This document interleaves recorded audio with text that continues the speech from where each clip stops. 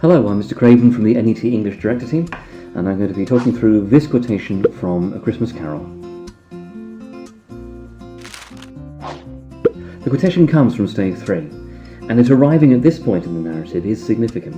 Remember, Stave 2 is about the causes. It's about how Scrooge became the man he is, the influences, and how his previous choices have shaped his life and the world around him. Stave 3 then is about dissipating the fog, Scrooge engaging with the world around him, seeing clearly the truth, and also shifting from simply seeing groups, types of people, to seeing and engaging with individuals. The quotation comes from the moment where the Ghost of Christmas Present shows Scrooge the children that have been sheltering under its robe, ignorance and want. Children are significant for Dickens. They are innocent victims of the adult world, those who suffer most, and yet with the least agency, the least control. In addition, they represent the future. Children, after all, are those who will grow into adults, who will respond to the world as it is, and who will deal with the consequence of our actions now.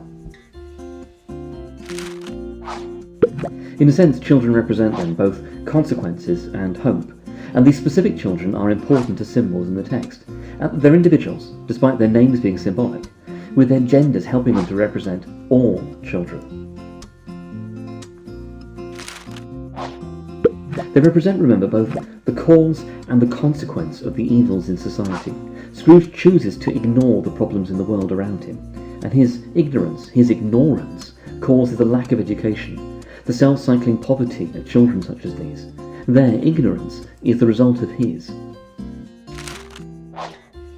Similarly, his want, his desire for money, for control, has resulted in the lack of food, warmth, support, hope, life that these children endure. Scrooge's want has left the poor wanting. Notice his response though. When their suffering is individualised, when it's made personal, Scrooge responds sympathetically. It's a sign that Scrooge is not a lost cause. At arm's length, he can ignore the world, reject it, and see those suffering as anonymous. But in this stave, confronted by individuals, Scrooge has to engage emotionally, to respond personally, and to accept responsibility. And that's responsibility both in terms of this being a consequence of his own behaviour, and in terms of his duty to make a difference.